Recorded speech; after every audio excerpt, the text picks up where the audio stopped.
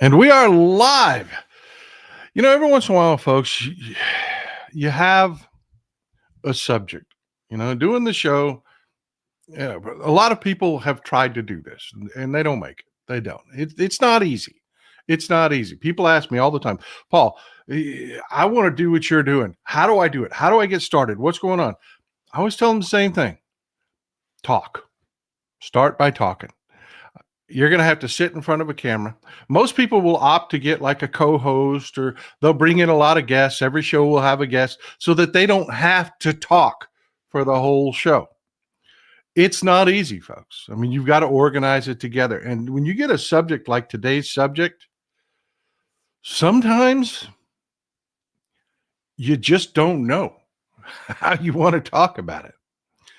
So, we're going to do a whole show roundtable.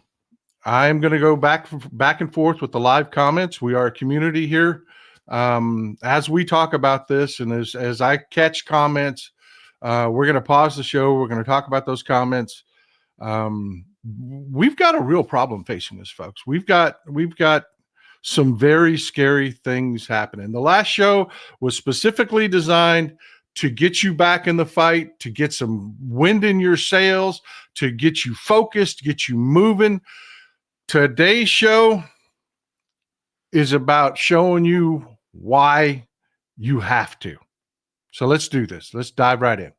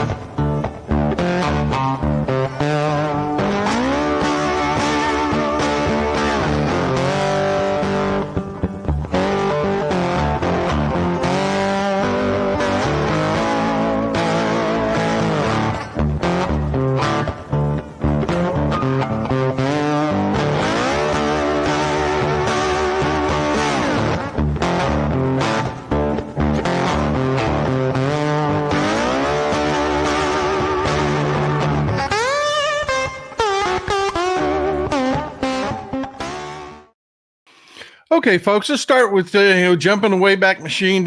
Let's talk about the word genocide for a second. That gets thrown around a lot. People think that genocide has been part of our lexicon forever. It hasn't. It hasn't. I want to introduce you to Raphael Lemkin. Raphael Lemkin was he was a Polish lawyer. He was a Jewish man who went through the Holocaust. He is the person that actually coined the phrase back in 1944. That's when the word genocide entered our lexicon, back in 1944. Nikki Oliver, so glad you're a history buff. Pastor's prologue, folks. Pastor's prologue. And that very fact is the reason that Donald Trump just fired the head of our National Archives, or tried to. Good news is, Cliff's notes on the good news is that, as I told you, it would take time for the lawsuits to happen to get injunctions and hearings. But Trump is 0-13 right now on all the crap that he's been doing. The press has been more than happy to lay out as though he's inevitable and it's all a done deal. It's not. He has lost every step of the way in the court so far, and he will lose because what they're doing is criminal. It is. It violates the Impoundment Act. But we'll talk about more of that near the end of the show. This is Raphael Lemkin. He's a real man. This is the guy that brought us the word genocide. And there is an institute that bears his name. When we do these shows, I kind of like to set your palate for what we're about to consume. Frame the conversation. It's important that you know that all of these things are not happening in a vacuum, that there are other things going on while this is going on. And this is actually pretty scary, folks. The Lemkin Institute that bears his name, it's a couple scholars that run this. they keep track of different instances and different fear dangers of genocide. They've talked about genocide against the Armenians, or potential genocide against the Armenians. They've talked about the problems that we actually talked about this in our show, what was going on in Azerbaijan. We didn't do a whole show on it. We just we touched on it on another segment. You talked about the Artsakh region and the genocide threats going there. Well, they just issued another red flag alert, this time for the United States. See, what they do is they try to take a bird's eye view of events that are going on. They try to take a bird's eye view of the events that are going on, and they don't try to get mixed up. They try to avoid getting mixed up in the politics. Let's look at this clinically. What's going on, and how does it fit into what we know historically, the actual science of studying human behavior? And when we see red flags that are leading to these kind of horrible things, we'll call them out. And for them, the whole Elon right-wing Roman salute, a lot of people are calling it the Hitler salute, and we're going to talk a little bit more about that today, was a red flag. It was a tipping point for them. When you have someone with that much influence openly engaging, and they make no bones about it. They're like, we know what we saw, you know what you saw. There's no excuses for it. There's no, he was throwing his heart and all that. They just said, crap, that's bullshit. It happened. You saw it. I saw it. We all saw it. He did it twice. What does it mean historically? And they have posted a red flag for the United States of America that we are headed down the road historically to horrible things. So yeah, this isn't academic, folks. It's not hyperbole.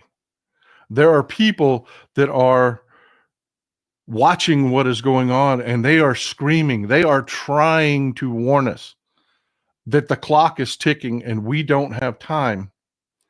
And again, I've been railing against this. These people that think they're smart, that want to get attention, they're shit posters on social media. Some of them are bots. Some of them are actually bots created by the right wing. If you look into their accounts, you can identify the bots.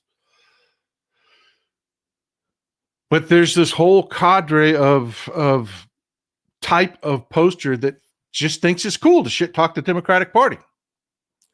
And I keep telling people, we don't have time for this. We don't have time for your vanity. Ooh, I can get some clicks if I post this bullshit. We don't. Because this is going on. This is another huge red flag.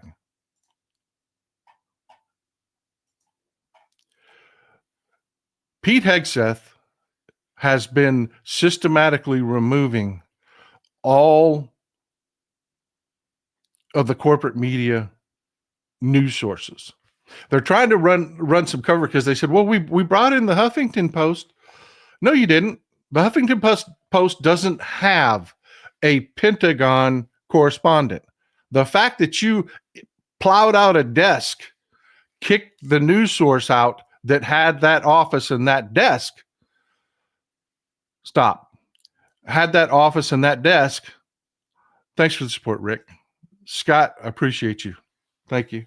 Had that office and that desk doesn't mean that there's somebody from HuffPost to take it. They don't have a Pentagon correspondent.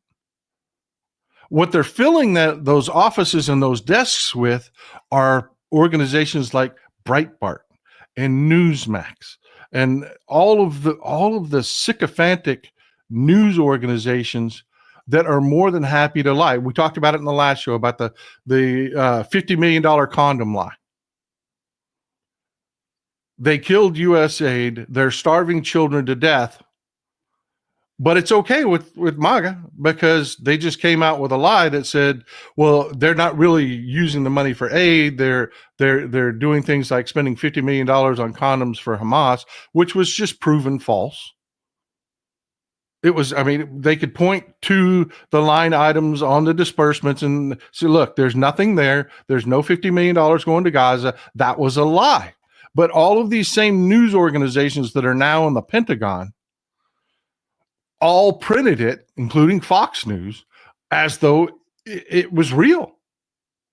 So now you have MAGA that have their excuse. It's okay. They're not going to hold anybody accountable for starving children to death because they got their out that lets them sleep at night. Oh, it's all fraud. But everything they've accused USAID of has been a lie. They accused USAID of making massive donations to groups, to the New York Times and Politico, and really it was very small amounts of money that were paid for subscriptions for their staffers to have subscriptions to the news, because that was actually part of the job with the USA in USAID, was to actually know what the hell is going on in the world. So they gave them news subscriptions, but they took that little line item and then they added some zeros to the end of it and claimed that it was a nefarious payout. And now the right wingers have their excuse. It's okay. It's okay. It's okay if we start a new AIDS epidemic. Because we're going to end all of our programs they've got their excuse. They do. You follow me on that? They got their excuse. Mary tomorrow, thank you for the support. I really appreciate you. $50 is a lot of money. I know it is, and I'm very grateful.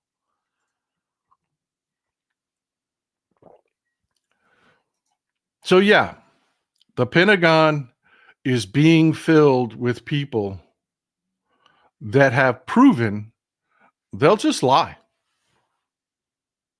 And all of the people that actually will ask some questions, even though, and this is the part that everybody's enjoying the schadenfreude.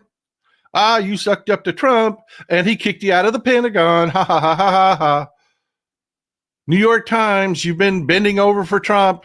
You've been writing headlines that basically just are shit in support of Trump, but you got kicked out of the Pentagon anyways. Ha, ha, ha, ha. Same for you, Washington Post. Ha, ha, ha. But you're missing that despite the fact that, yes, they were horrible, when something really crazy would happen, they would have to write an article. They would. And then we would have some journalism to dig our nails into and start working with. That's gone. They're out. They're out. Thank you, Ken. I appreciate you. They're gone. They're out. Then you combine, again, just to set your palate to what we're talking about. Remember who's running the Department of Defense. You know, the guy that's covered in the white Christian nationalist, white supremacist tattoos. Deuce Volt. God wills it. That's what all of the Christian nationalists / white supremacists, that is their catchphrase. Deuce Volt.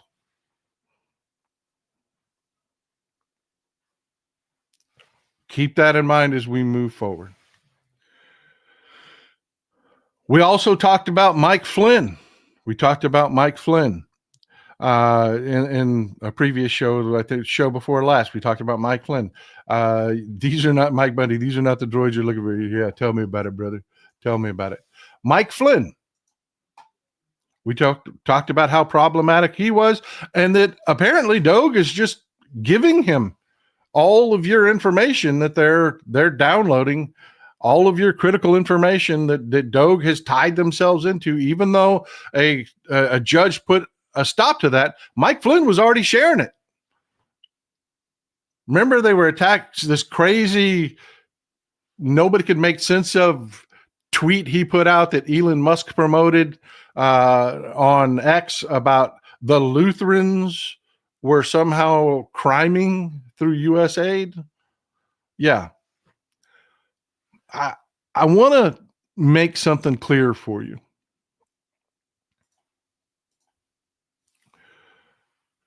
Mike Flynn was not a one-off. You don't get to be where Mike Flynn got to. You don't get those stars on your shoulder. That's a political exercise. Flag officers are all politics. There are a lot of people in the military that willfully choose to not go beyond the rank of, say, colonel. Because once you start with the stars, it's all political. You have to be approved by Congress. And the Republicans, you have seen them. They were working the judiciary very hard to get wackadoodle crazies on the bench. They were doing the same thing in the military. They were promoting people like Mike Flynn. He is not a one-off in the military. And the crazy stuff that he says and believes and does, there are more officers who are now, I want you to understand, it's not just the information out of the Pentagon that is going to have to run through the bullshit filter of all of these sycophantic news organizations who will just outright lie. It's the information in to the Pentagon and therefore showering down to our troops. People have complained for a long time about Fox News on bases and the radicalization of the military. And, you know, they even, Tommy Tuberville actually even put blanket holds on promotions to prevent investigations into white supremacy in the military. There are no limits now. In fact, they're actively working to remove the non-Mike Flynns and promote up even more like Mike Flynn. And I want to be clear about this. I'm not attacking the military. If you speak to anybody that has served, that loves the military, they're going to tell you people follow orders. They do. Yes, they're not supposed to follow unlawful orders, but when you are in the spur of the moment, you are not a lawyer. You're just a grunt. You're just a sergeant, and you get an order. 99.99% of the time, they're going to follow it. They are, and I'll give you a perfect example. Yeah, if that's not DEI, I don't know what is. Randy Ryder, thank you, sir. New donor, I appreciate you being here. Love your truth. What's coming will be as if the U.S. was also embroiled in the Civil War during World War II. It is so much worse than we're being told. And we're going to talk about that today. But yeah, folks,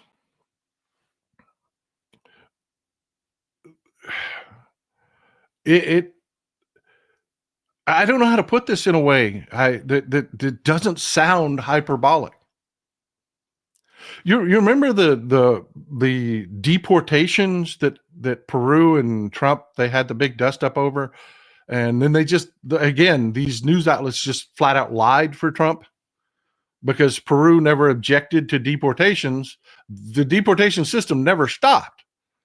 The actual legitimate system, what they objected to was these the military flights where their people were treated so poorly. They were shackled. Their wrists were shackled to their waists. Their ankles were shackled. These are nonviolent people. These were not, these were just deportees, Peruvian citizens. And they were shackled at the waist, and they were frog marched into the back of, military transport aircraft, which aren't comfortable, by the way. Then they were strapped to the ground. They were not given water. They were not given food. They were not allowed access to bathrooms. That was the complaint.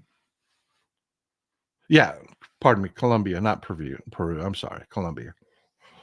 Forgive me. And I'm so glad you folks are here. That is the best part about doing this show. I've got a million things in my head, and when I misspeak like that, and I'm talking about, of course, it was Colombia. I did entire video clips on it. You folks are here to keep the information straight, and I cannot say this enough. This is sincere. This is not me kissing your ass. The fact that you are so well informed and always keep everything on track, I love you for it. I really, really, really do. But yeah, that whole dust up was about the treatment of the Colombian people. I said Peru again, correction, the Colombian people. And they won. They backed down. But who was doing it? Who was doing it, folks? It was the military. If you go back and you look at the pictures of those people being loaded on that plane, those are U.S. soldiers taking nonviolent people, just deportees, normally just flown in a plane, at gunpoint, marching them onto a plane, strapping them down. All of that was our military doing that, folks. It was. And again, I'm not attacking our military. I'm just trying to wake people up to the fact that even before all of the misinformation and disinformation and flat out lies they're going to be subjected to existed, the military would follow orders. There was always that danger there.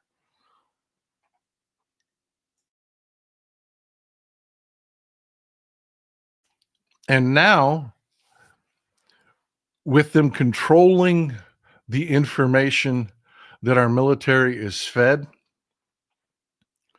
when they turn the military against us, and I say when, not if, when, Donald Trump has told us he wants to do this. We talked about Mark Esper, his previous administration. He wants to use the military like a dictator. He wants this to happen. That is what this is about. The control of the information to prime the military so that when they say, that's your enemy, and they point at me, and they point at you, and they point at people. The protests, I'm very proud of the people that got out and protested over the last few days. You saw the images of that. When they tell the military, whatever lie, the 50 million condoms lie that they just made up, when they just make up whatever lie it is, the military is going to believe that with all of their heart and all of their soul. And they're going to follow orders. And you need to be prepared for that. And that is why you have not seen me. Randy Oliver, like I said, this is going to be a roundtable. Randy, great question. Always come with great question. Will they honor their oaths? Randy, they will be told that their actions are honoring their oaths. That is the whole point of this exercise. Will they be honoring their oaths? No. But they will believe with all of their heart and all of their soul that they are. I want you to think about your crazy uncle. Everybody's got a relative or a neighbor or anybody you cannot talk to because they don't live in the same reality you do. They just don't. Because the information they keep getting, or like I keep going back to it because it's fresh and it is so ridiculous. It was a completely fabricated, totally made up lie about the $50 million in condoms for Hamas. It was completely made up. You could go to the appropriations. You could point on the line right there and say, there is no money for condoms for the Middle East, zero, much less $50 million. And then they doubled down with, and I told you about the Taliban and how it works out to like 4,000 condoms per Taliban member. They just took other expenditures and claimed it was this. If that's the only information you have, you end up like your dumb, crazy, drunk uncle. Because they want to sleep at night, folks. They really do. They don't want to believe they're the monsters. So they're actively begging them, give me a story that makes it okay that we have shut down U.S. aid. Please give me a story that lets me sleep at night. And that's what's going to happen, folks. I'm just warning you in advance. Let's talk about, we've got more to talk about. Amy Poe, as a woman, I feel the government wants us to be breeding stock for future wars. I lost a dear person last Saturday at Fort Stewart. Nobody cares. Less accountability equals less responsibility for citizens and soldiers in the country. Absolutely. Absolutely. When they go through and they start purging in the military, and people within the military start raising red flags, that control of the news outlets that control all of the information coming out of the military at the Pentagon, you will not hear it.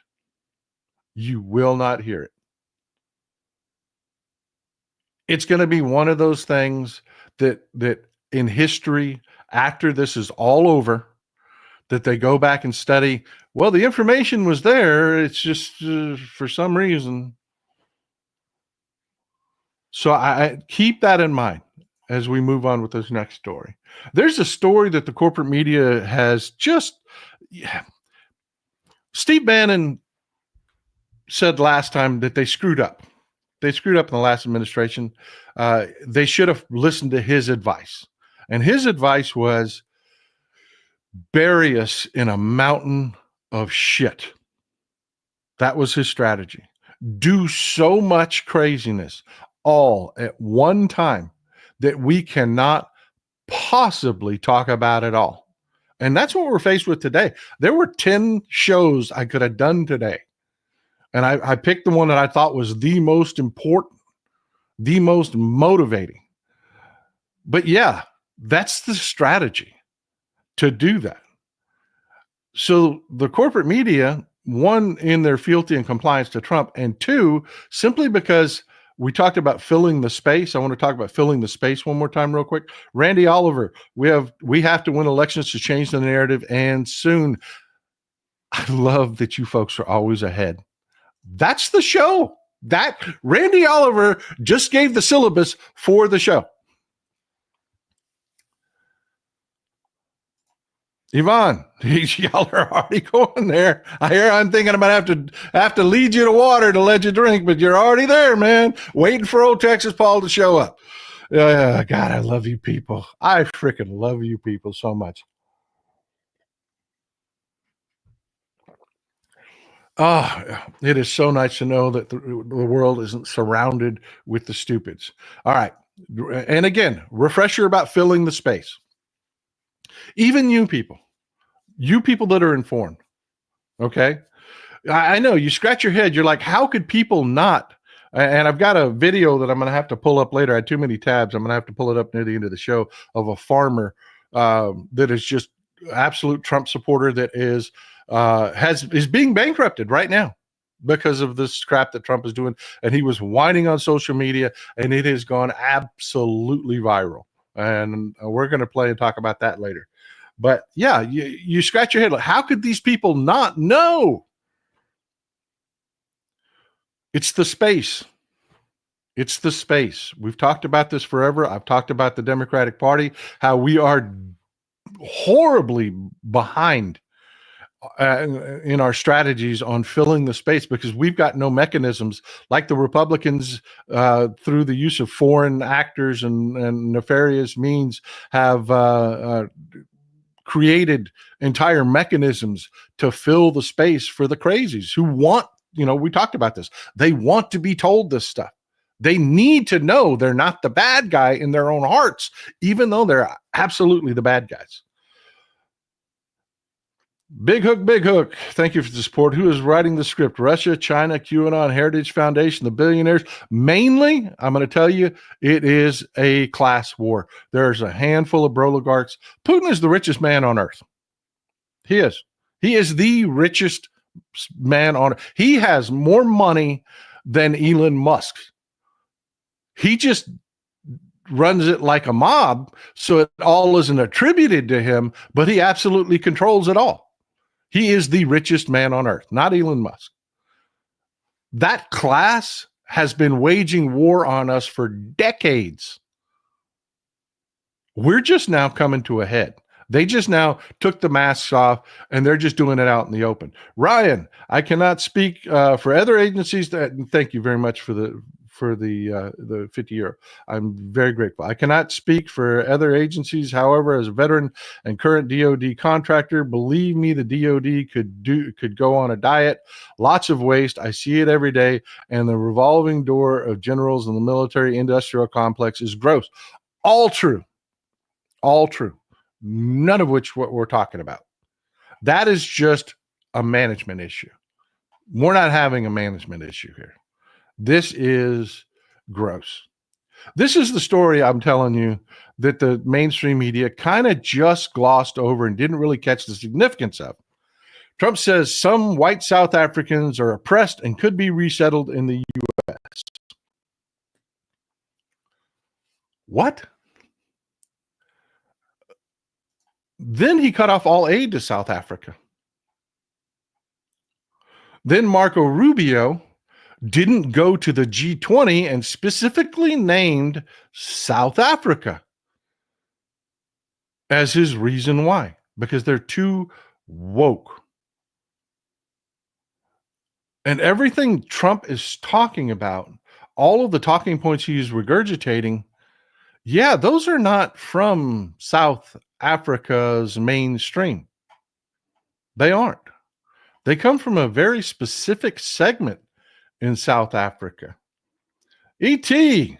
Some say for people to now not join the military if they were wanting to join. Problem is the age restriction bracket for joining, and they might not be able to wait 4 years. How do we deal with this? I would not say if you're good people, don't join the military. We need as many good people in the military as possible. We do. We need people with a conscience in the military.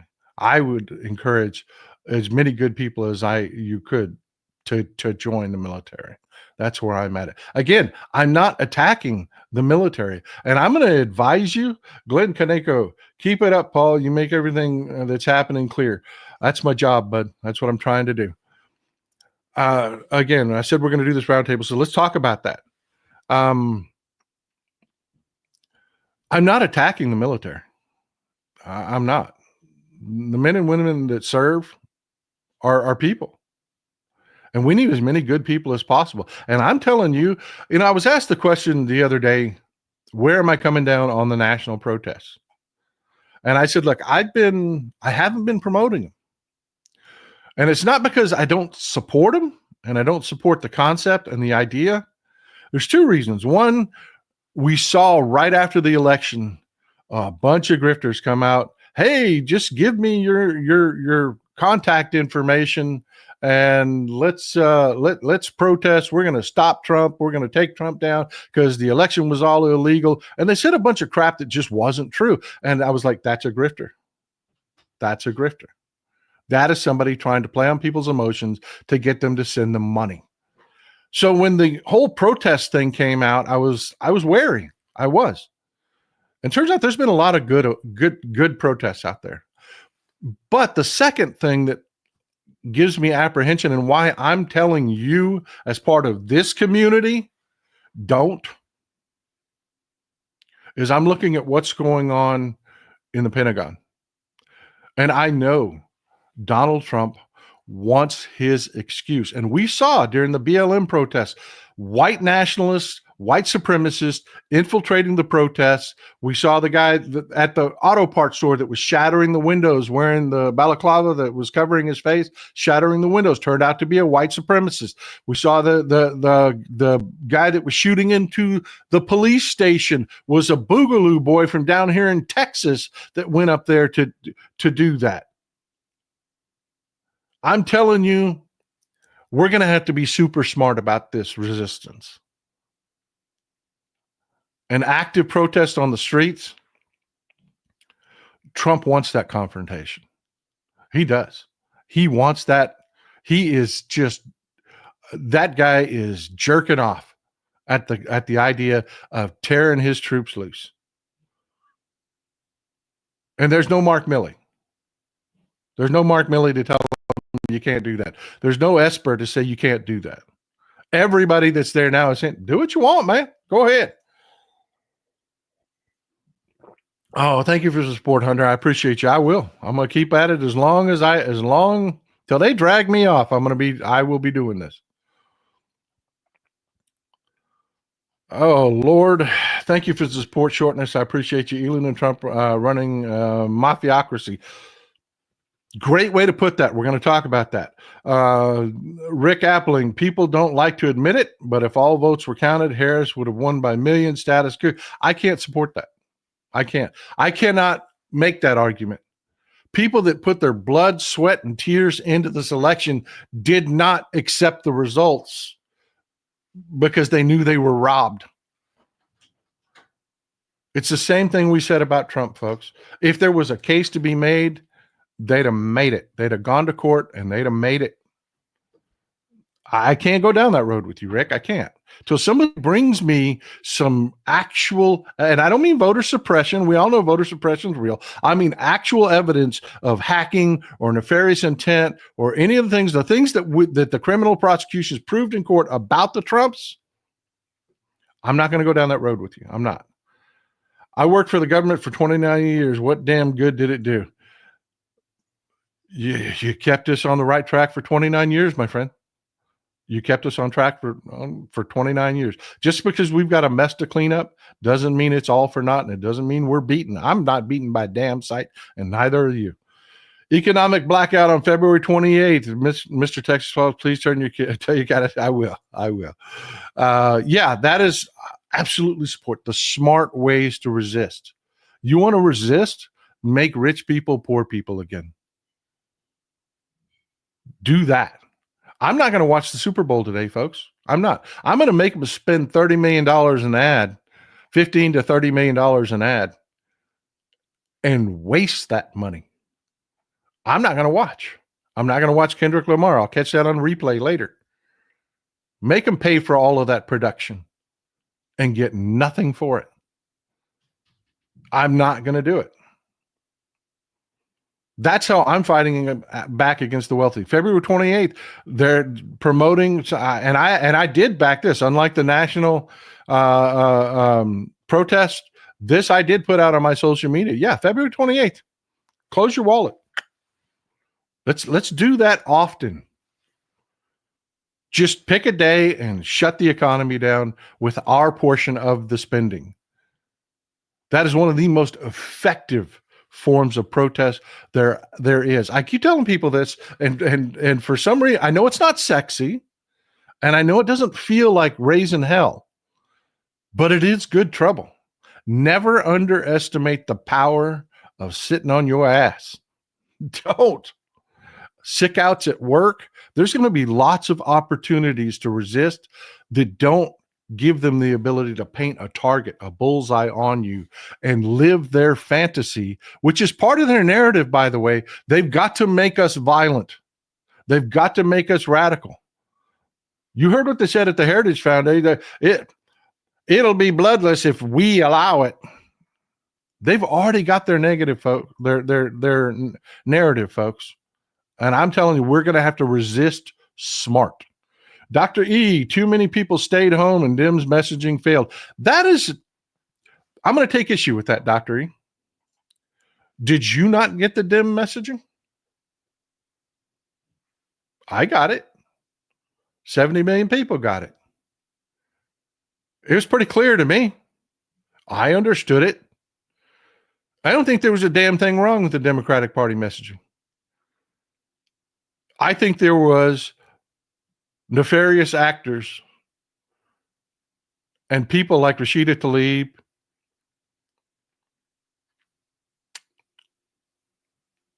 people out there that you see on social media right now, shit talking Democrats. The Republicans will do something horrible, but they'll shit talk the Democrats. Why didn't the Democrats stop that? Them Democrats are terrible. The Republicans did it, and the Democrats voted against it, all but maybe one guy. But you're not talking about these guys. You're attacking these guys. That's why we lost. It wasn't the Democratic Party messaging. It was this guy's messaging. And he's still doing it. And a lot of them are really these guys acting as trolls and bots to keep us divided. Get somebody some clicks.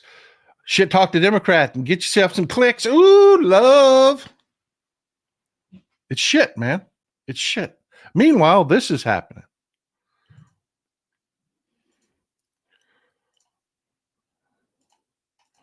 We're going to talk about Trump's asylum for South Africans.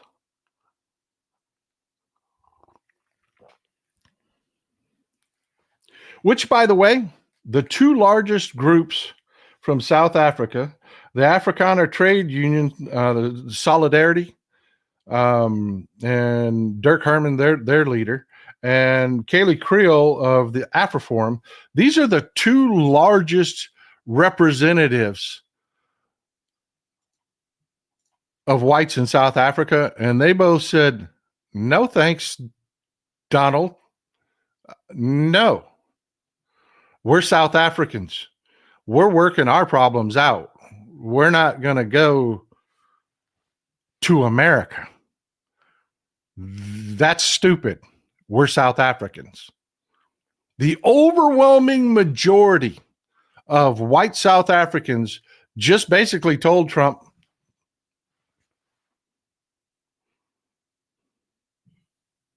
but Trump is repeating talking points from this one sliver of the population. And we're going to talk about who they are. One sliver of the population. And we're going to talk about why. Where that's coming from. Well, we know Elon Musk. We do. We know Elon Musk is behind. You see that. You saw the whole African salute thing. And we saw what Elon Musk is. I mean, we saw what happened. We saw what happened at X after he bought X.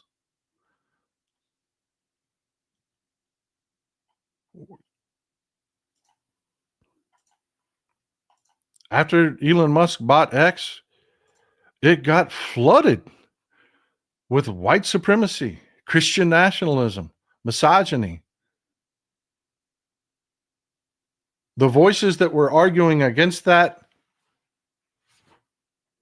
shuddered. The voices that were arguing for right-wing extremism and the kind of things that brought us Donald Trump completely amplified. But Musk isn't alone. He isn't. And the talking points that they're talking they come out of a group. Hold on, I'm losing my voice.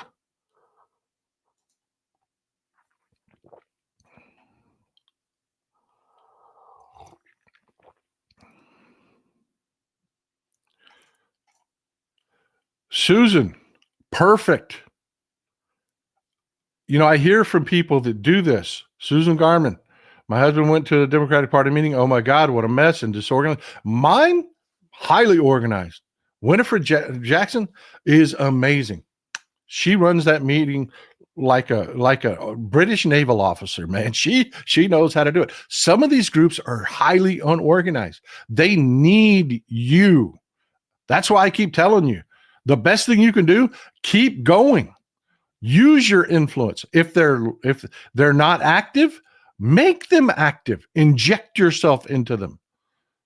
That's part of what we're going to talk about. We're going to talk about the AWB, the Afrikaner Weerstandsbeweging.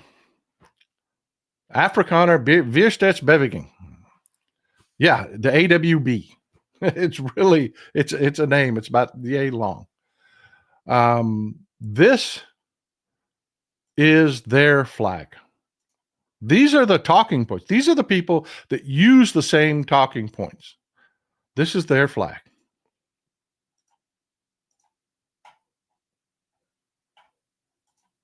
The AWB in South Africa. The marginalized South African whites that need asylum. Yeah, that's the AWB. It is a sliver, a small sliver. And they've infiltrated our White House.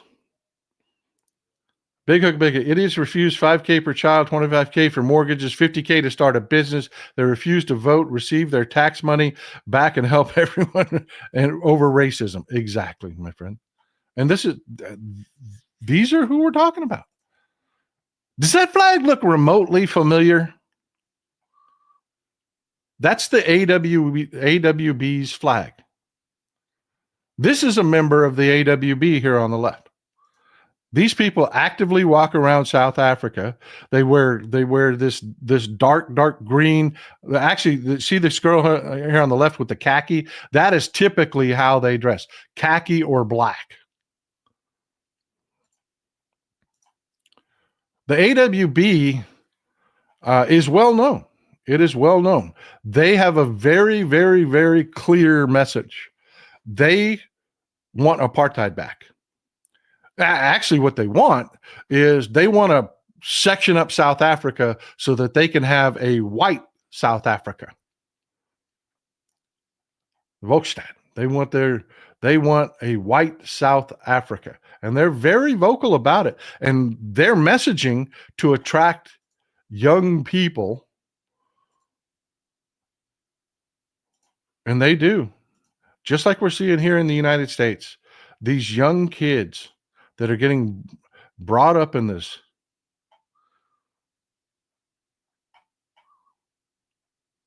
And they walk around dressed like this, folks. That's not your normal South African, okay? This is a very, very, very active, vocal fringe group. They're the people that are saying they need asylum, that they're being attacked. That's all their rhetoric. Let's pause for a second. Let's talk about South Africa. So you got to have good information to understand where this is going. South Africa is an incredibly poor nation. It's kind of like Texas, really. Everybody thinks Texas is rich. No. No. Texas has this upper echelon. If you remove the top 5% from Texas, we're dirt poor like Mississippi. We are. Texas has this image of wealth. South Africa, some people think it's South Africa and they think it's a wealthy country. It is not. It is dirt poor. Over 90% of the population is black. And of that population, 64% live under the poverty threshold. 64% live in poverty. What do you think that does to crime statistics?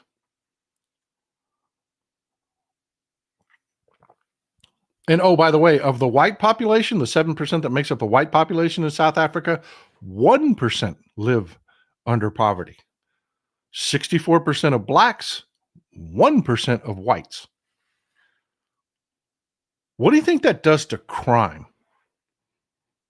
Yeah, they're fighting a huge crime problem. They have a massive murder rates, but the overwhelming victims of murder are different black clans vying for power, killing each other.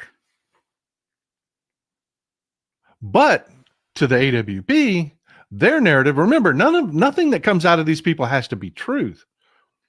Their message is about the black threat, the black danger is what they talk about. They claim that they're being persecuted, and the president of the United States just echoed exactly what they're saying, that the blacks are out to get them, and the white population needs to be saved. Now, folks, that wasn't for you. Mike Bundy, executive outcomes. The South African people are amazing. Been there. They are. It is an amazing country. It is. I can tell you, you can go online and there are just South African after South African after South African saying, none of this shit is the way it is. We love each other. We're making it happen. Now here, something happened that is triggering this. South Africa, we talked about it in the last show. Whites make up 7% of the population, but they own 70% of the farmland. They've been trying to create a black agricultural industry because they're like 90% of the population and they don't run any of the farm. Well, it's been problematic. And people like to liken it to what happened in Zimbabwe. In Zimbabwe, the leader of Zimbabwe said this is going to be a black government for blacks. He took everything away from the whites, and starvation ensued because the farms that sprouted up were not from farmers that know how to industrially farm. Subsistence farms popped up. Same thing among the black farmers in South Africa. And there were programs in place, one of which they ripped away, and the State Department has actually had some success in getting reinstated. One of these programs, it just to give you a Cliff's Notes of it, we send grain and rice and beans and soybeans to places like South Africa. Give it to them. We buy it from farmers, and we give it to them.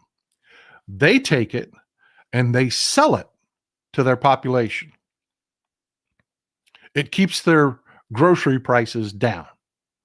They outright sell it with the stipulation that the money they make selling it goes into training programs to take those subsistence black farms that aren't producing very much.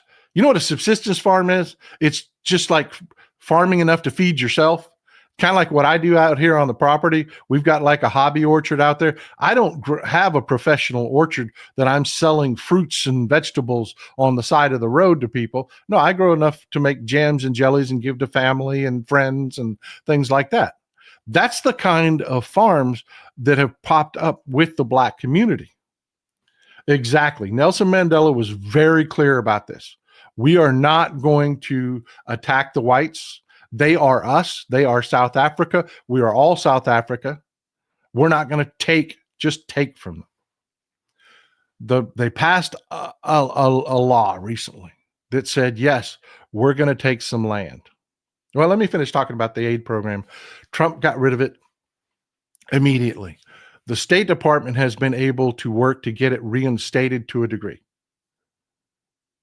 because it's about $500 million in grain purchases from American farmers. And you had Republicans in like Kansas and stuff that are like, you can't do this to me. You can't. You're killing me. So they reintroduced that program. So again, follow me. We give them grain. They sell it. It keeps their grocery prices down. We give them agricultural prices, keeps the prices down. They take the money and then they train farmers. It's a slow process. It is. It's really hard. If you talk to anybody, I got family that are farmers. We got farmers that watch the show. It's kind of got to be in your blood. It really does. It is a business that it's like no other. It really is. It's not something that people can just say, I think I'm going to go to college to be a farmer. No, you really got to understand a farmer is a 18-hour-a-day existence. There's always something. So yeah, they're slowly getting more and more and more black farmers that are actual farmers that aren't subsistence farming just to feed their little local group. They're actually doing it as a business. It is. It is incredibly hard work. It is. Do not know why these people are Republicans in the United States, but they always tend to be. We sit there and pass bill after bill after bill after bill to keep them safe and keep trade open and keep everything, and then they turn around and vote Republican. I've got a video I'm going to have to do a search and pull up for you at the end. You're actually going to enjoy the Schadenfreude in this. But it is sad. So yeah, the South African government said, look, we got land out there that people moved. Yes, they own the land, but they live in France and they ain't farming. This is just fallow land. We're taking it. And they did that. They really did that. And they said, we're not paying you for it. We're poor. We're dirt broke and we got to do this. You're not even living here. Or you have a huge, massive corporate, because remember, it's not the entire 7% of the white population that are farmers. They aren't. It is a handful of very large, very wealthy landowners. And the biggest of them all is actually cool with it. He's not some right-winger part of the AWB. Snowy Mountain, thanks for the support. I really appreciate you. And I've got to stress that the overwhelming majority of South Africans, man, they're going to make it work. But you've got this radical group, and here you have Donald Trump, who's talking about this land program, which the government is seizing land. It is. But it's land that's condemned, that's not being used, and they can't afford to pay for it. They can't afford to pay market rates for it. They can't. But they need the agriculture. And they're doing their best to make it work. And again, overwhelming majority of South Africans are like, yeah, that makes sense. It's kind of like what Joe Biden did with the Republicans screamed like gut-shot hogs when Joe Biden started taking away oil drilling permits. Jeremy Breeden, hopefully farmers switch blue after they were taking a beating from aid cuts and tariffs. It's going to take more than just that because they took a beating last time. It's going to take us being smarter.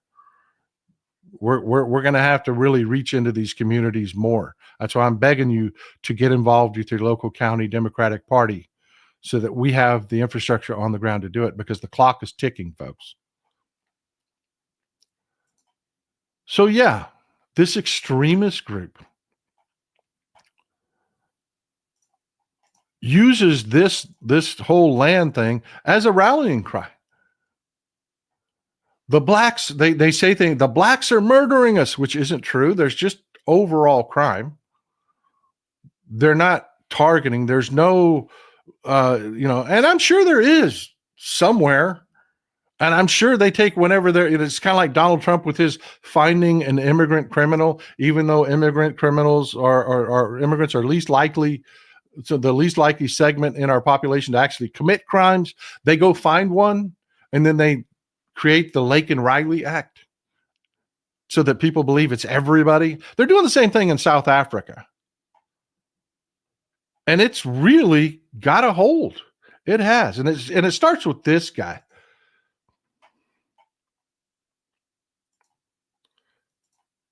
Starts with this guy, really.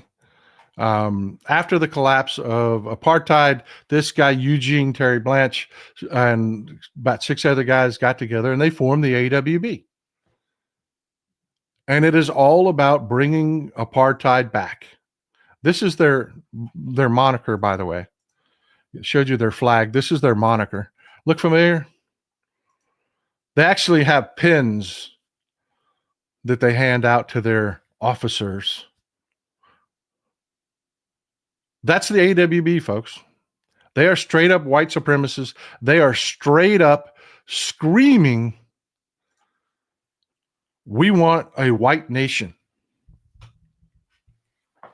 And these are the people that Trump is repeating their talking points. And again, kudos to the South Africans. They're all over TikTok. They're all over, and they're like, no, this is not us. This is not us. This is not what we believe. These are radicals. So how does it get there? How does it get there? I mean, how does it get there? Well, I think we got a good idea.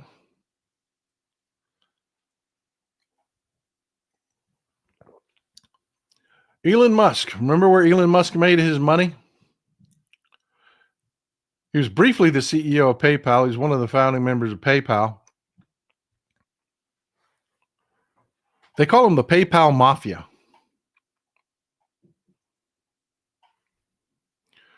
This is David Sachs. David Sachs was also born in South Africa. He works in the White House now.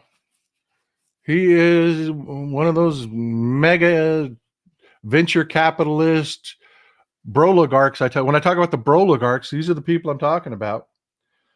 He was also one of the founders of PayPal. He was the chief operating officer at PayPal.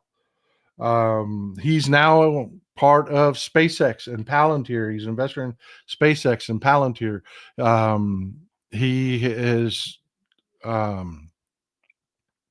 been involved with Yammer. I got a list here.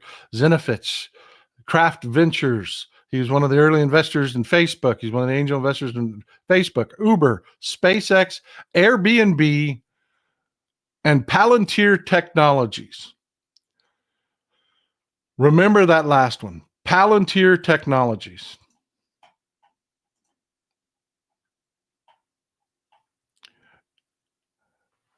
He is part of what they call, I didn't coin this phrase, the PayPal Mafia that comes out of South Africa. See, all of these people immigrated out of South Africa at the height when all of the tensions, during the day of Nelson Mandela, before the collapse of apartheid, all of those tensions that finally brought around the collapse, these people immigrated out at that time. And you can take the boy out of South Africa, but you can't take the South Africa out of the boy. Here's another one. And he's one of the more problematic because he seems to be one of the smarter. This is Roloff Botha. And I know you folks are extremely informed and you'll recognize that last name, Botha. No, not that Botha. He is not related to P.W. Botha, the Prime Minister of South Africa during the collapse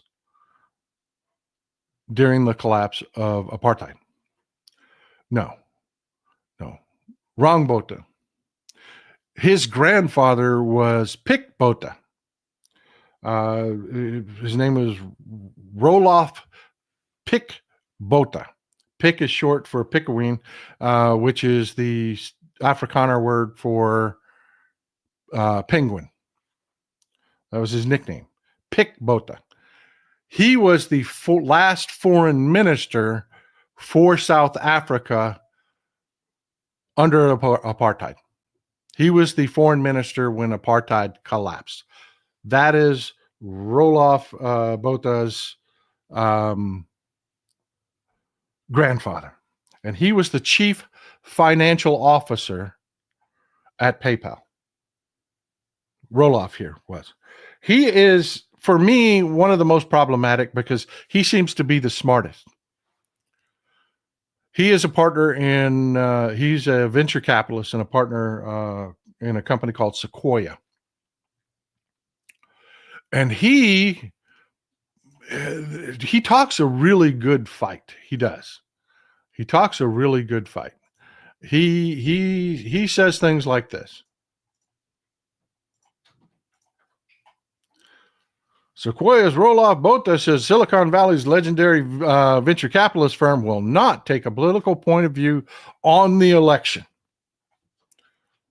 Oh, really? Because somebody forgot to tell your partner, Sean McGuire, who is a massive Trump supporter. Massive.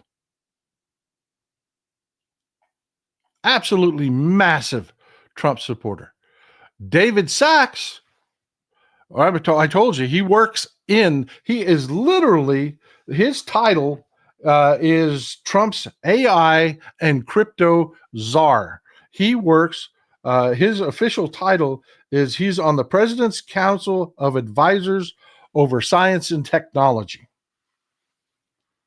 And then here you've got Roloff Botha, who to me he's got the strongest ties to the actual apartheid regime. It was his grandfather that he's named after.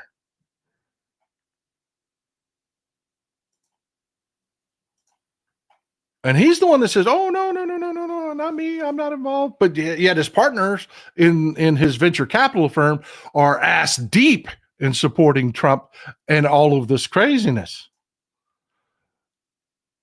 And Roloff here is not only is he with Sequoia Capital, he was on the boards of MongoDB, Evernote, Bird, Natera, Square, Unity, and Zoom. Not the Zoom with a Z, it was Zoom with an X, which was another payment platform that he formed after being the chief financial officer at PayPal that got bought up by PayPal. It's Zoom with an X, Xoom. Assure Prescriptions, Future Advisor, Instagram, Mixpanel, Mu Sigma. He was on the board of directors of Meebo and YouTube. Yeah. And Tumblr. He was on the boards of 23andMe, Eventbrite, Jawbone, Mahalo, Nimbula, Talkbox, and Whisper. This guy gets around. And he sits there and says publicly, "Oh no, I'm no me, the grandson of the foreign minister, the last foreign minister under apartheid. Am I political?" No, he's very quiet. He's very quiet. Everybody around him is fucking pouring dump trucks of money on Donald Trump and this craziness. That's why, to me, he's the most problematic. He seems to understand the optics better than the rest of these douchebags.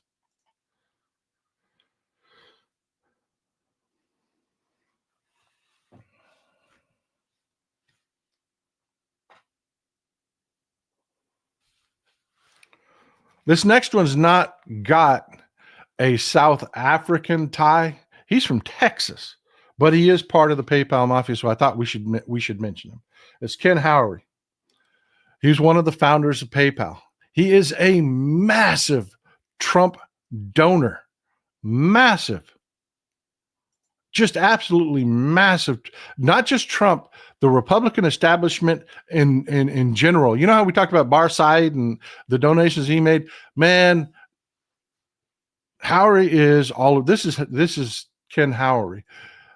Trump loved him so much, he made him the ambassador to Sweden. This is him shaking hands with King Carl Gustaf of Sweden. And the reason I felt it was important, even though he wasn't part of the South African tie, he's absolutely part of the PayPal Mafia. Guess what his job is now? Wild guess. I'm going to die if one of y'all know this. I am literally going to just fall over and die. Wild guess. What is his job now?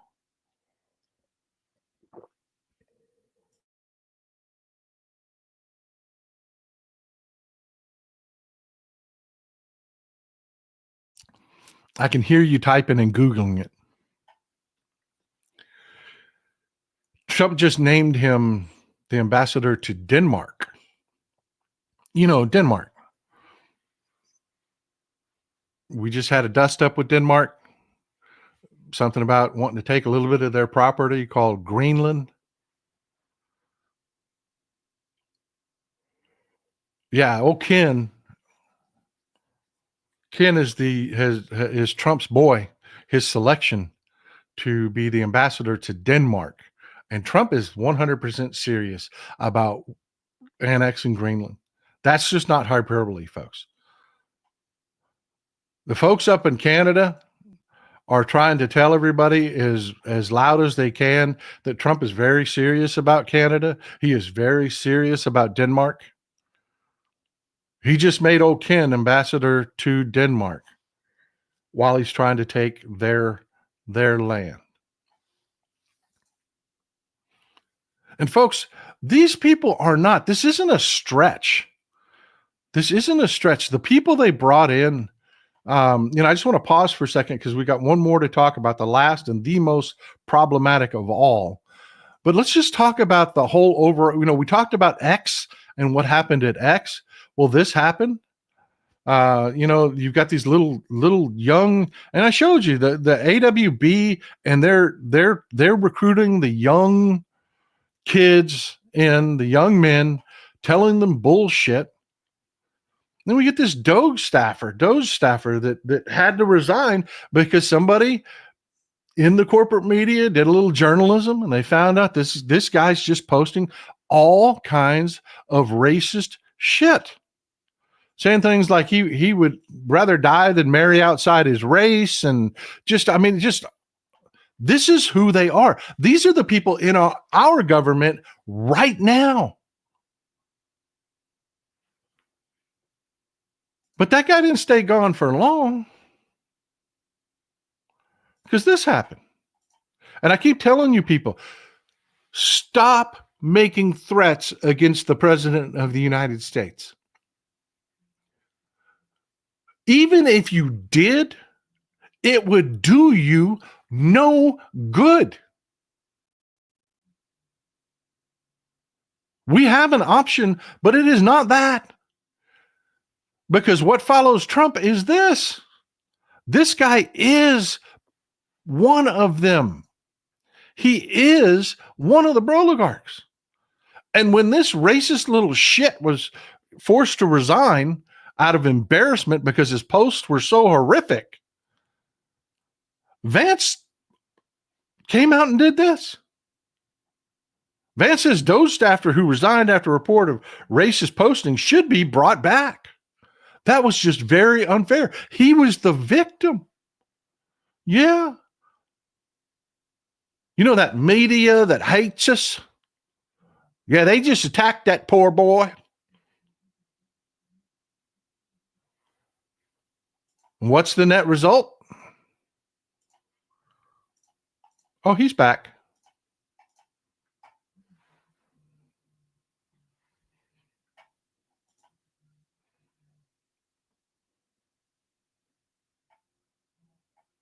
Yeah.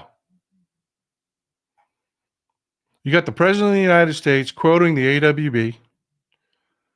You got Elon Musk supporting the AfD, the literal Nazis in Germany. You've got racists being outed as racist, saying some of the most horrible shit. Yeah, Vance quotes Curtis Yarvin all the time. Curtis Yarvin actively advocates for fascism in the United States. He calls it a CEO presidency. You know who else calls it a CEO presidency? This fucking guy, Peter Thiel. Now, Peter Thiel wasn't born in South Africa, but as a very, very, very, very young child, his parents moved from Frankfurt, Germany to South Africa, where he grew up and was educated before they moved here.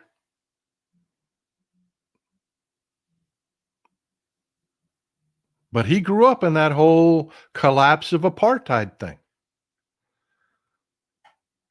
Peter Thiel being a founding member of PayPal. His current company is Palantir. Remember I told you to put a pin in that? How these guys are investing in and part of Palantir? Well, here's where we draw it all back together, folks. If you are a steady viewer, you heard me talk about this. This is one of the scariest damn things that's happening in our military. They are using it and refining it in Ukraine right now. They are. It's an AI entity, and her name is Maven. Maven.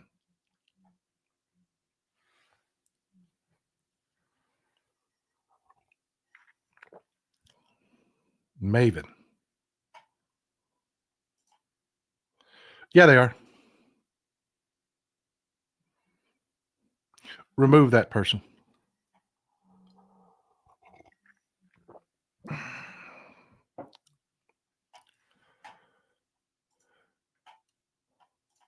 Palantir Technologies is running one of the scariest. Remember, Elon Musk lives off government contracts. SpaceX's contracts with the government are really the only profit he's making these days. Tesla has gone into the trash. His brand is poison. Nobody wants him. His sales have plummeted. It's all SpaceX and his contracts.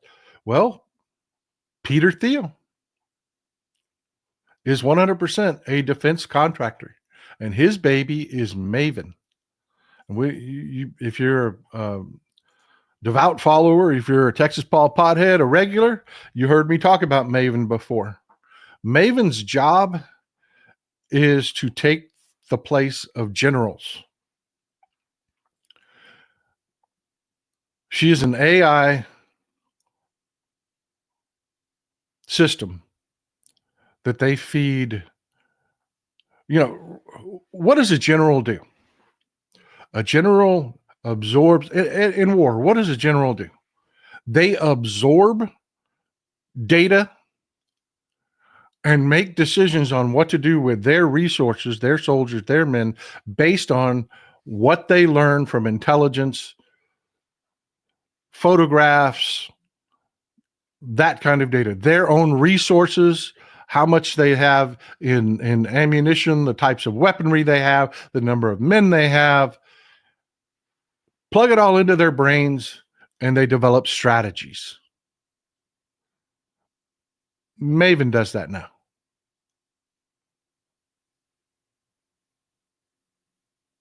Maven does that now.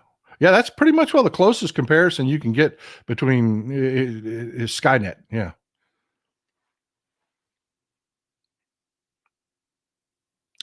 You have Peter Thiel pushing Project Maven down the throats of the Department of Defense with success.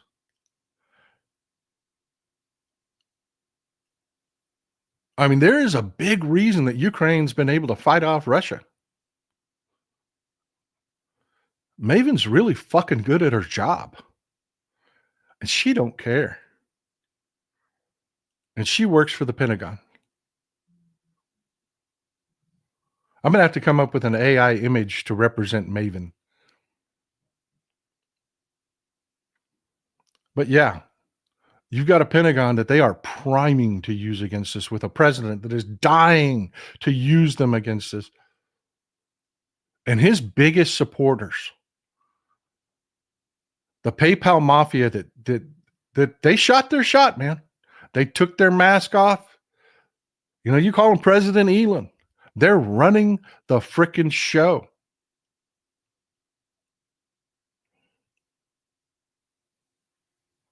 This is what we're looking at. And I wish I could paint you a better picture. I wish I could paint you a better picture, a happier picture. But I'd be lying to you if I did. These are the guys that really have control. Shadow at 1950. You give us amazing history lessons. Us students need to bring pen and paper to class so we can keep track. Fortunately, this will be available for replay as soon as we end the show. Folks, the clock is ticking. This is not hyperbole. You have one avenue forward. We talked about it. We talked about 3 different avenues that people could take.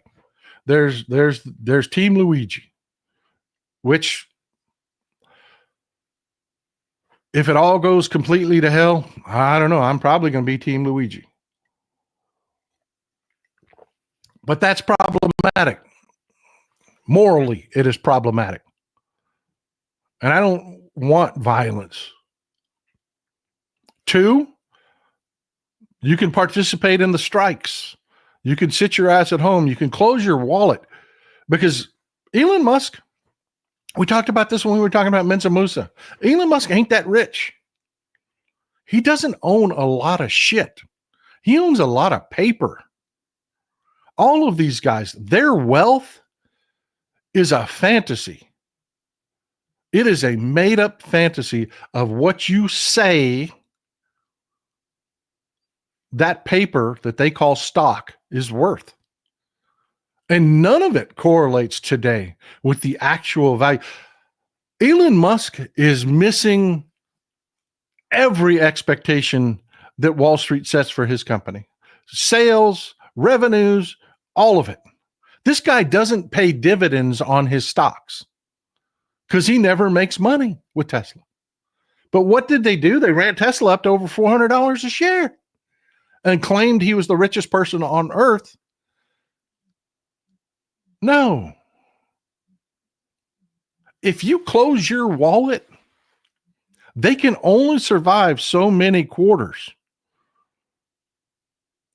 before even Wall Street says, man, this guy ain't making no fucking money. We can't pretend anymore. And what they'll do is they'll be very quiet about it and they'll pump the stock up. They'll sell their shares to people that, like manage your pension funds, and they'll bail out and leave y'all holding the bag with a shitty company whose value is massively overinflated. Happens all the time.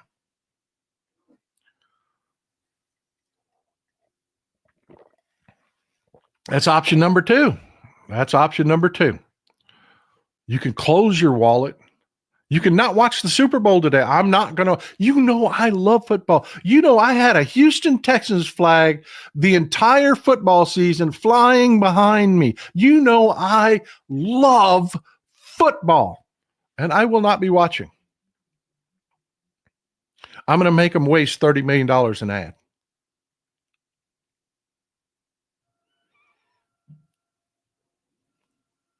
And it's not because of the whole end racism story.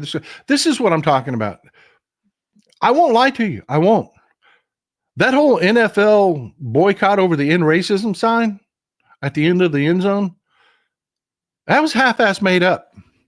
They took a kernel of truth and then they ran with it, and a bunch of grifters on our side who wanted clicks and donations.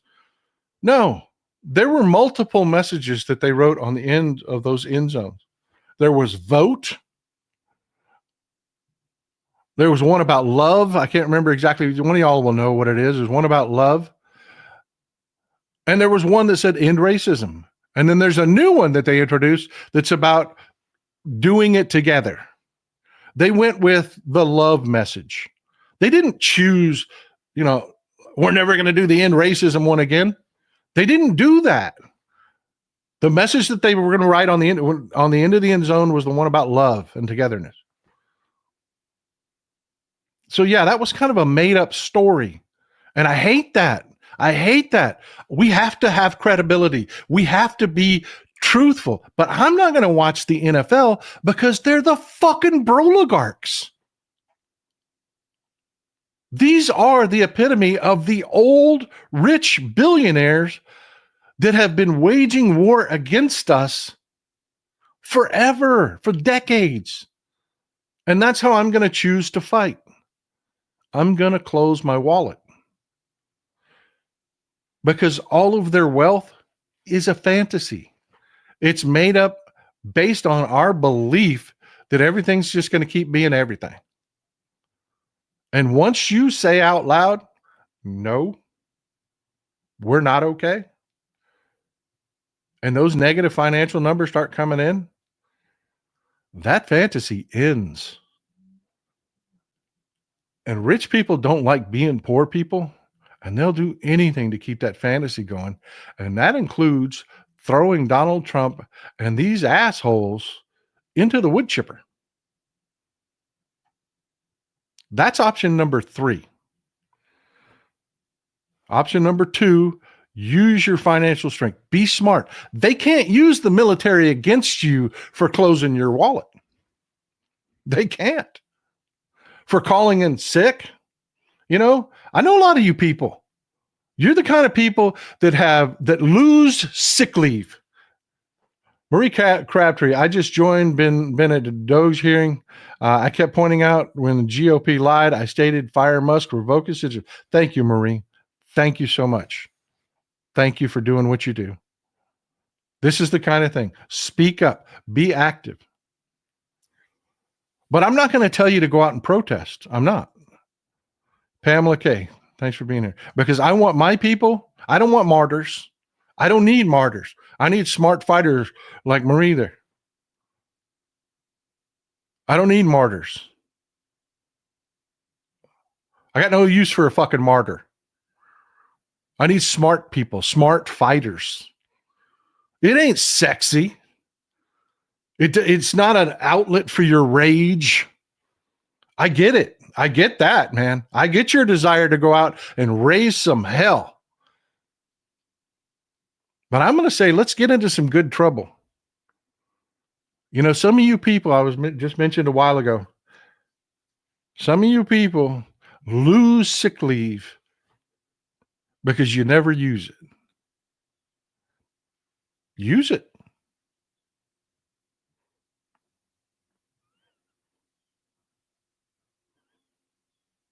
People were like, and I can't advocate this because, advocating something like this would actually be something that would get you sued.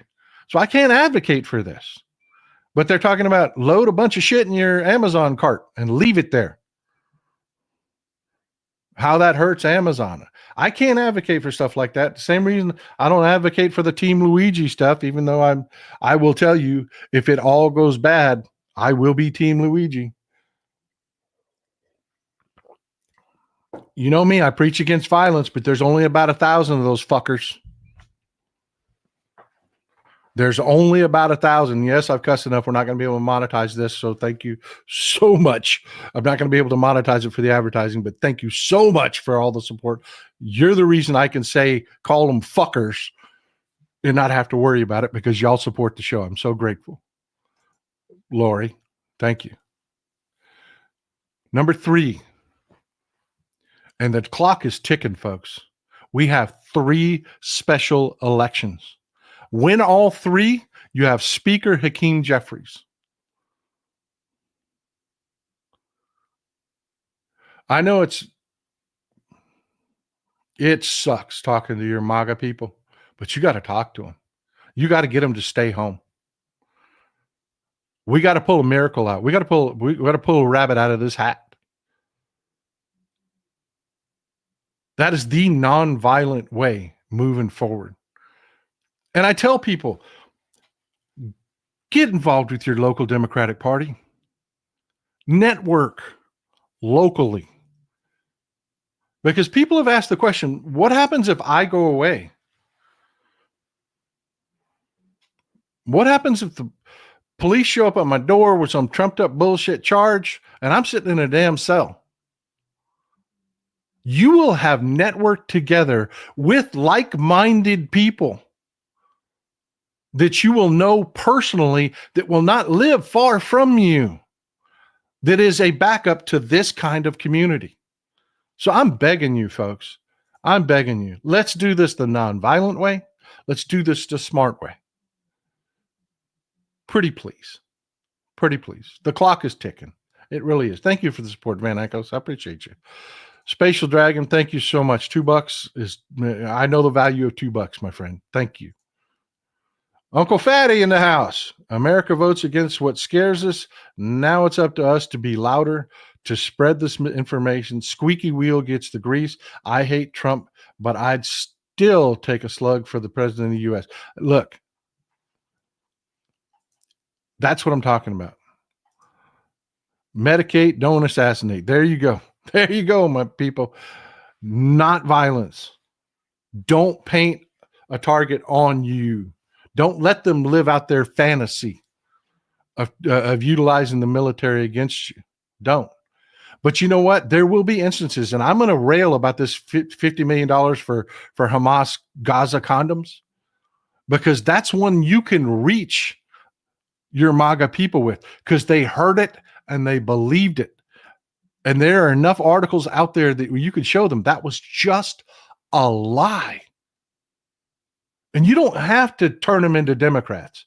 Christy Light, wish I could give more. If you're in a blue state with a governor race coming up like my state, get busy.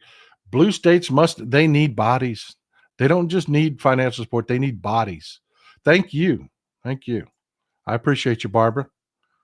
I appreciate you all for always being here. Folks, you just need them to stay home. You don't need to turn them into Democrats. They don't have to become liberals and everything they've railed about forever and a day. You don't. You just need them to stay home. And let me give you an example. I gotta find this. It's going to take me a second. You know what? I don't know if I'm going to be able, because I'm using my phone as my internet source. I'm on my backup internet today. How does it look? Let me see if I can find it. Let me see if I can find it on TikTok.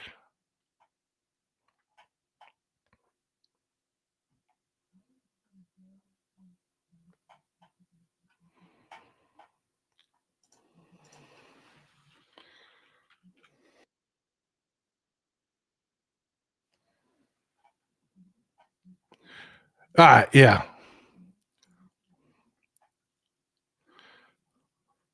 Here we go. I got you. Let's do this. I want you to enjoy a little bit of Schadenfreude. This guy is a MAGA farmer, and we're going to talk about him afterwards. I might lose my farm because of the government. Conservation planning. So they had a program out there called the EPO program. But I now have $80,000 worth of material and signed contracts for labor. Ah, shit. All right, I got to find one that doesn't have that music playing in the background, because that is going to, the AI over at Google is going to identify that, and they're going to tell me that's a copyright violation. They're going to make me cut that out. They're going to take this video down. They're going to take the monetization away.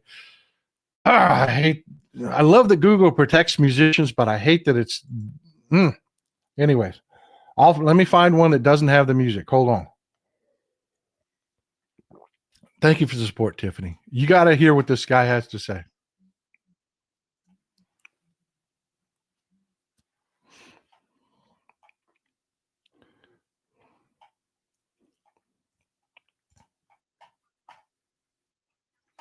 Here we go. Got one without music. I want you to listen to this guy. Water lines, better conserve farmland for agricultural use. They called me today and said, hey, I know we have the signed contract. I might lose my farm because of the government. NRCS, conservation planning, cost sharing on stuff like fencing, different seedings, water lines, better conserve farmland for agricultural use. They called me today. Now, I want you to understand, he said, I'm going to lose my farm because of the government. He didn't say he's going to lose his farm because of Trump.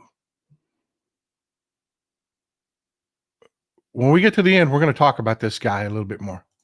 He said, hey, I know we have the signed contract. We're reneging on it. We're not going to pay out on it. I'm just screwed. And unless they lift this pause on payment, I'm going to lose this farm. This is the plan. This was the plan the entire time. Donald Trump comes in, starts. All right. I had two great ones, but they're tied up in my phone. I can't really. Let me give you the Cliffs Notes, okay? This guy's a farmer, and he got involved with a program where the government pairs with him to upgrade farms. It's a real program. He went out, he bought all of the shit to do it. He put the expenditure out there. The contract, he has a contract with the federal government. Beth, thank you for the support. That if he does their specific ordered upgrades to help improve our agricultural infrastructure, the government will pay him back for all the material and his costs. He gets an upgraded farm. We get better agricultural output. Win-win. Money into the economy. Win-win-win. Right? Here comes Trump. They ain't paying. They called him and said, sorry, bud, we're not paying out on those contracts. 2025, man, Project 2025. He still has almost about $100,000 worth of bills out there that are unpaid. And he goes through and rails about how terrible this is, how people warned him, don't get involved with the government. It wasn't the government. It was Donald Trump. He does a subsequent video where he's like, I'm not in politics. Everybody keeps going political with this. I'm looking for farm talk. I don't know how I got pulled into the political side of TikTok, but you know, yeah, I voted for Trump, but I voted because he said he wasn't doing that 2025 Project 2025 stuff. He said he wasn't doing it. Never does this guy round the corner to understand and come to the realization that Trump fucked him.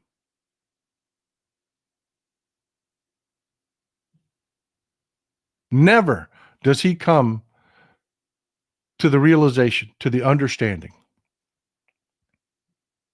I know this guy. I don't know him personally, but I know his type. Where he says in that second video, I'm not political. I'm just looking for fun. Bullshit. You repeat every damn Republican talking point. When you're sitting around drinking your beers with your friends, young man, you're very political. You repeat made up bullshit all the time. You're very political. You just don't want to be political now because you got to admit the leopard's eating your face. And that's where we're at, folks. You have people, this guy may lose his farm. He may be forced into bankruptcy by his creditors.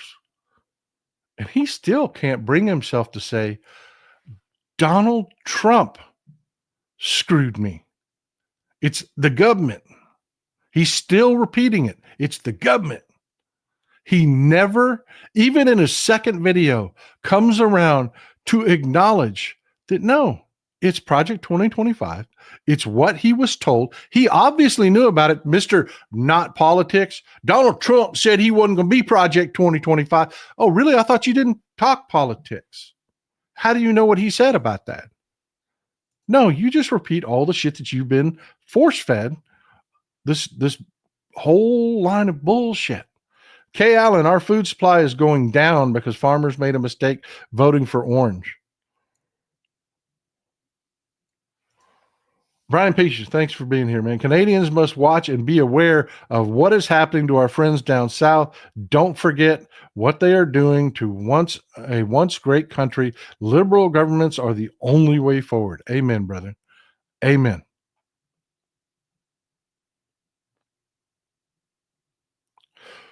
But I need you to take from this guy, this freaking guy, who obviously was political.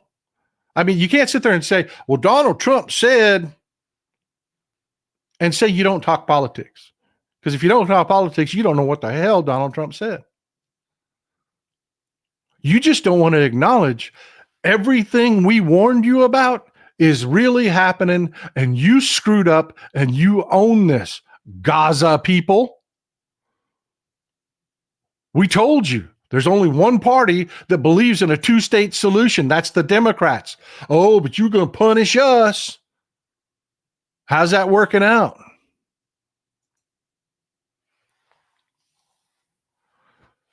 Al Yorkie, thanks for, man, 20 pounds is a lot of money, man. I really appreciate you, brother. I really do. Thank you.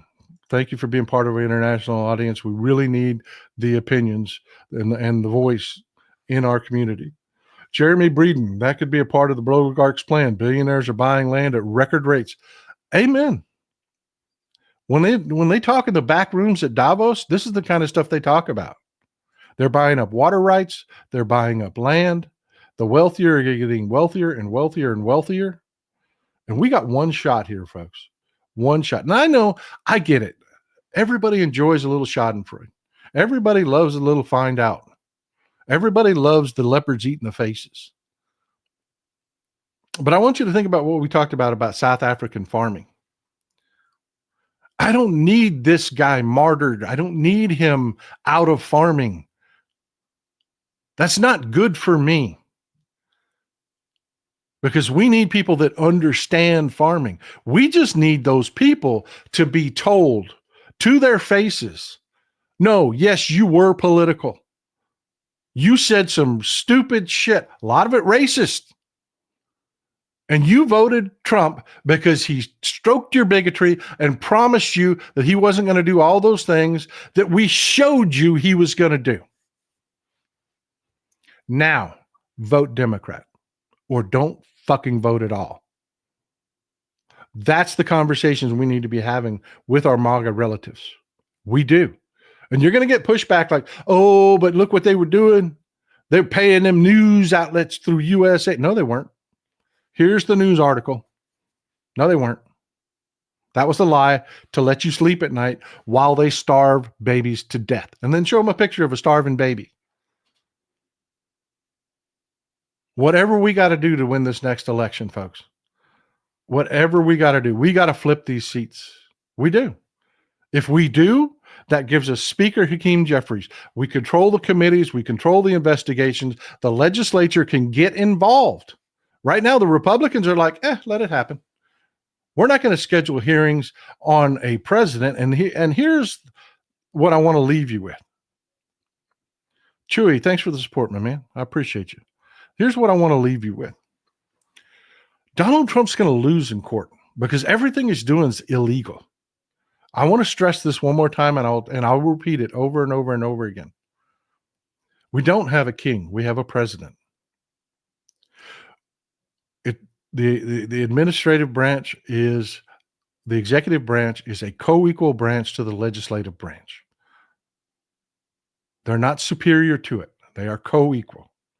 When the legislative branch creates something like, I don't know, USAID and funds it, the executive branch job is not to decide whether it exists or whether they agree with it or whether, none of that. Their job is to administer it, to run it. They don't get to decide whether it exists or not. The executive branch opportunity to stop something like that is a veto, at which the co-equal branch of the legislature can either have the votes to override the veto or it dies. But once the institution is in place, the legislature alone cannot make it end. They must pass a bill to end it, which the executive branch must sign off on. That is the only legal process for ending U.S. aid. Everything that happened that Trump has been doing is illegal. But the Republicans will do nothing about it because they haven't been able to do anything about it because they don't want to stand up and they don't want to vote to starve babies. They don't want to put their face on it. They're more than happy to allow Donald Trump to put his face on it and Elon Musk to put his face on it because they think that they're going to be able to let these guys set themselves on fire and then walk away. Donna Holstein, thank you for the support. I appreciate you. Colleen Sarah, who do these in-charge folks think is going to provide food, cleaning, etc. for their fancy lifestyle? Michelle Ivester, new donor, would coming in hot too. Thank you. $50 is a lot of money. I really appreciate you. William G. Atheist, I kind of thank Donald for helping Canada stop a conservative landslide up here. Working in Europe too. It's working in Europe too. So yeah, you get Hakeem Jeffries the speaker's gavel, and the legislature gets in this fight. They stop just allowing this to happen. They hold hearings. They show the American people clearly and plainly. It's not just standing at a microphone outside a building. It matters to have it done this way. It matters to hold a hearing openly before the American people and explain why this is not in our Constitution. This is illegal. This violates the Impoundment Act. It violates it. It is important. April 1st, people, do it. Do it. Terrify the Republicans. Make them understand that there will be a backlash. Because you see this racist shit. The president is literally quoting racists out of South Africa, offering them asylum. You've seen the South Africans themselves are like, no, thanks. I don't need, we're South African. We're not going anywhere. It's the radicals that are going to get the asylum, that are going to be married into our already emboldened white supremacists. Yeah, time to take, amen, being a loco. So glad to see you here. Time to take the trash out. Thanks for all you do. Listening to you lets me sleep at night occasionally. Beth, thank you for being here. Look, that's what I've got for you today, folks. Get to work, man. Get to work. Call your local Democratic Party. Talk to your MAGA family. Show them the bullshit. The clock's ticking. We don't have much time. Enjoy some Texas cities at night.